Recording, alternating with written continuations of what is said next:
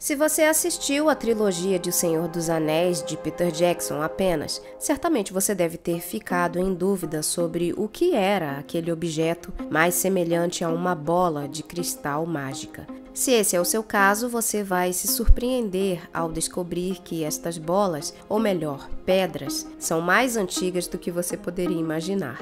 Vamos ver hoje um pouco sobre as Palantiri, as pedras videntes. Te convido a me acompanhar até o final desse vídeo.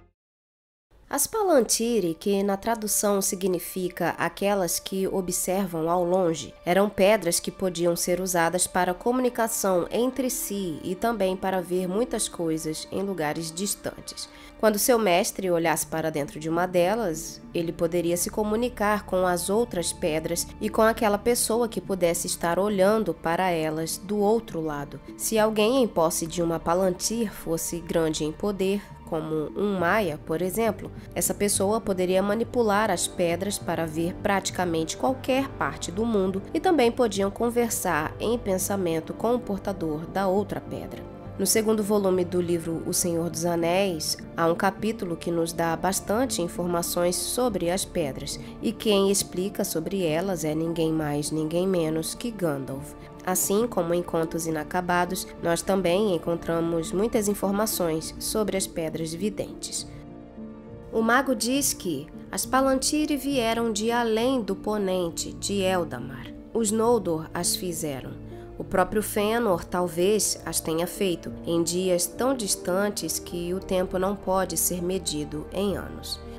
Assim, juntamente com suas preciosas joias, as Silmarils, é possível que o elfo Fëanor seja o criador desta tecnologia da comunicação da Terra-média. Muitas Palantiri foram feitas, mas o número não é conhecido. O que se sabe é que Elendil trouxe para a Terra-média de Númenor um total de 7 pedras. Uma pedra mestra, porém, estava na Torre de Avalone, na ilha de Tol Eressëa, às costas de Valinor. Em O Silmarillion é dito que os Eldar, ou seja, os Elfos, trouxeram algumas pedras para Amandil, o pai de Elendil, a fim de confortar os fiéis, que eram aqueles homens e mulheres númenóreanos que estavam sofrendo em sua própria terra na época do mal de Ar-Pharazôn e de Sauron, na ilha de Númenor. Como os elfos já não podiam visitá-los mais como antes, eles entregaram as pedras aos Númenóreanos para que, de certa forma, a distância e a separação entre eles fosse amenizada, já que era possível eles se comunicarem através das pedras de Númenor e a pedra mestra dos elfos em Tol Eressëa.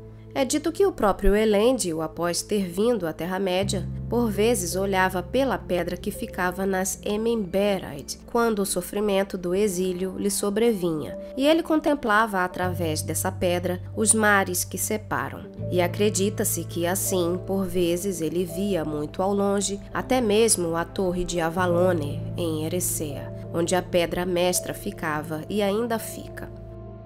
Quando os reinos no exílio foram formados em 3320 da Segunda Era, após a queda de Númenor, as pedras trazidas por Elendil foram distribuídas em 7 locais diferentes. Elendil manteve 3 em Arnor, no norte, e 4 foram dadas a seus filhos em Gondor, no sul. Elas eram usadas principalmente para comunicação mental entre eles, mas também para ver o que estava acontecendo nos respectivos reinos e conhecer os planos de seus inimigos. A existência das Palantiri nunca foi de conhecimento ou uso comum, nem mesmo em Númenor, e ninguém tinha acesso fácil a elas, exceto reis e governantes e seus guardiões designados.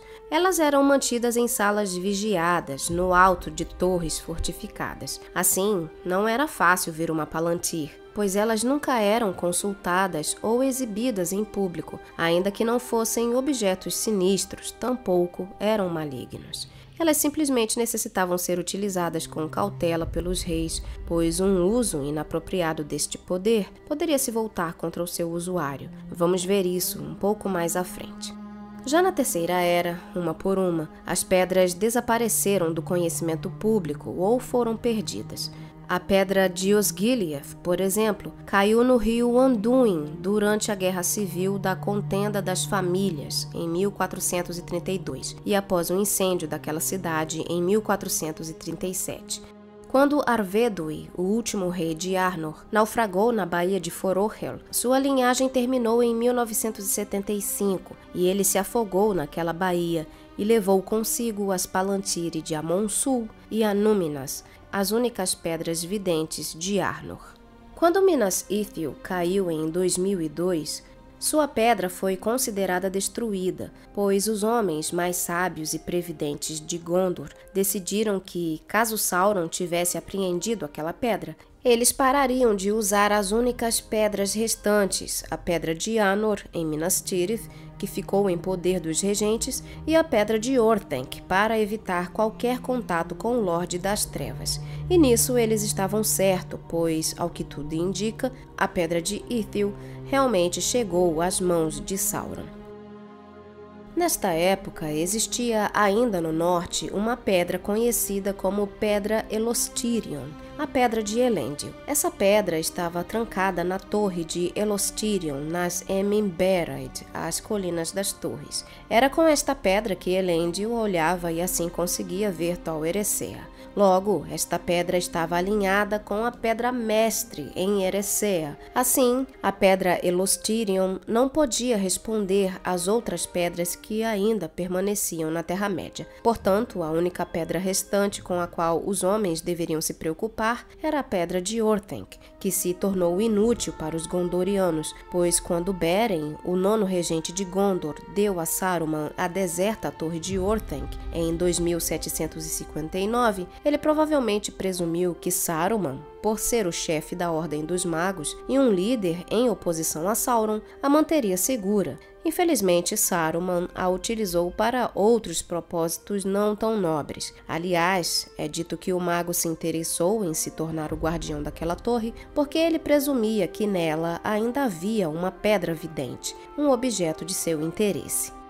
Ao conversar com Pippin e explicar a ele a origem das Palantiri, Gandalf disse: "Agora parece que, assim como a rocha de Orthanc resistiu às tempestades do tempo, também a Palantir daquela torre permaneceu. Mas sozinha ela não poderia fazer nada além de ver pequenas imagens de coisas distantes e dias remotos. Muito útil, sem dúvida, ela era para Saruman. Apesar disso, parece que ele não ficou satisfeito. Olhou mais e mais além, até que lançou seu olhar sobre Barad-dûr. Então foi pego." Gandalf ainda afirma nesse mesmo texto que foi através da Pedra de Orthanc que Saruman se viu aprisionado pela vontade de Sauron, e mesmo contra sua vontade ele era atraído a ela quando Sauron desejava inspecioná-lo e dar a ele instruções. Este é um aspecto distinto das pedras, este poder de atração, e uma vez que ela estiver dominada por um mestre de vontade superior, aquele que olha através fica vulnerável e pode ser dominado, examinado e descoberto pela força maior do outro lado. O perfeito exemplo disso é o próprio hobbit Pippin, que se sentiu altamente atraído ao olhar através da Pedra de Orthanc, e sem saber que esta pedra estava alinhada com a Pedra de Ithil em posse de Sauron, se viu numa situação altamente perigosa, e por pouco Sauron não conseguiu entender quem realmente era o portador do anel, pois ao ver Pippin do outro lado e ao entrar em sua mente, o Lorde das Trevas obteve algumas informações, mas não foi capaz de interpretá-las corretamente, e assim ele subentendeu erroneamente que Pippin deveria ser o portador do anel, já que era um hobbit.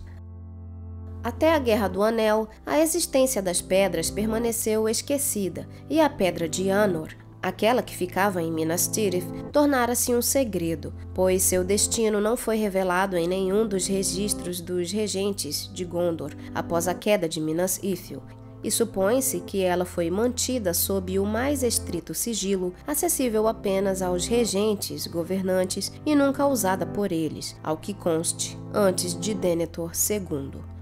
Nós voltamos a ouvir sobre esta pedra na época da Guerra do Anel, pois é dito que o regente Denethor ousou usar a pedra para também olhar para Mordor, mas, ao contrário de Saruman, seu grande ódio pelo mal encarnado e seu poder de vontade o impediram de ser enredado por Sauron, embora isso o sobrecarregasse muito.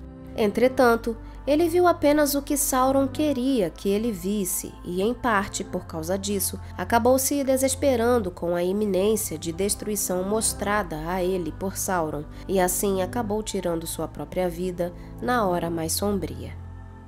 Das 7 pedras trazidas por Elendil, cada uma teve seu respectivo destino, certo ou incerto. A Pedra de Elostirion foi levada para o oeste com os Portadores do Anel em 3021 da Terceira Era, cortando assim o último elo da Terra-média com Valinor. Acredita-se que as pedras de Anor e Orthanc tenham sido reintegradas no Reino Reunido por Aragorn e usadas oficialmente mais uma vez. Porém, acredita-se que a Pedra de Anor foi danificada durante a morte de Denethor, e aquele que tentasse olhar através dela depois disso veria apenas as mãos queimadas de Denethor. Já sobre a Pedra Ithil, aquela capturada por Sauron, acredita-se que ela pode ter sido destruída na queda de Barad-dûr. A Pedra de Osgiliath, como eu disse no início, foi perdida no rio Anduin, mas ela pode ter rolado para o mar ou pode ter permanecido naquele rio. Já as 2 pedras restantes do Reino do Norte, como eu também disse no início, foram perdidas nos mares congelados da Baía de Forohel, no naufrágio de Averdui. Portanto, é altamente improvável que pudessem ser recuperadas. Agora, de acordo com o ensaio em Contos Inacabados sobre as Palantiri, vamos ver um pouco mais de detalhes sobre as propriedades que as pedras videntes possuíam. Como eu disse antes, as Palantiri serviam essencialmente para comunicação telepática entre os homens. Então, não necessariamente aqueles que olhavam através das pedras precisavam falar audivelmente, mas apenas por pensamento. Como falei há pouco, as pedras podiam se comunicar entre si, mas aqueles com vontade e mente fortes poderiam direcionar seu olhar para qualquer lugar, tanto no espaço quanto no tempo.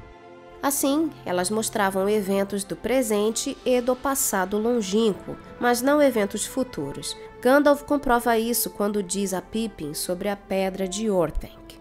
Mesmo agora meu coração deseja testar minha força de vontade sobre ela, para ver se eu não conseguiria arrancá-la dele e voltá-la para onde eu quisesse, para olhar através dos amplos mares de água e de tempo até atingir Tirion, a Bela, e perceber a mão e a mente inimagináveis de Fëanor trabalhando, enquanto tanto a árvore branca como a dourada estivessem em flor.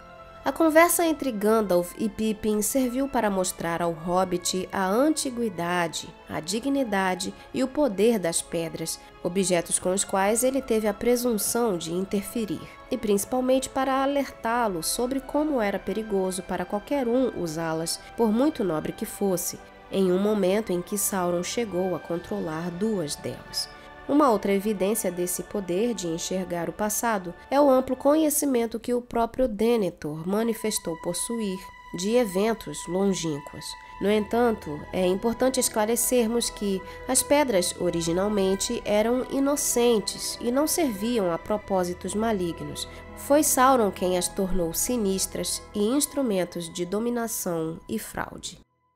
É dito que o Conselho Branco, por muito tempo, não se preocupou com o paradeiro da Pedra de Ithil, até mesmo por desconhecerem o que Sauron poderia fazer caso estivesse com ela. Eles também não sabiam que Saruman havia se tornado um servo de Sauron através da ligação da Pedra de Orthanc com a Pedra Perdida de Minas Ithil. Isso só foi revelado através do incidente com o hobbit Peregrin Took.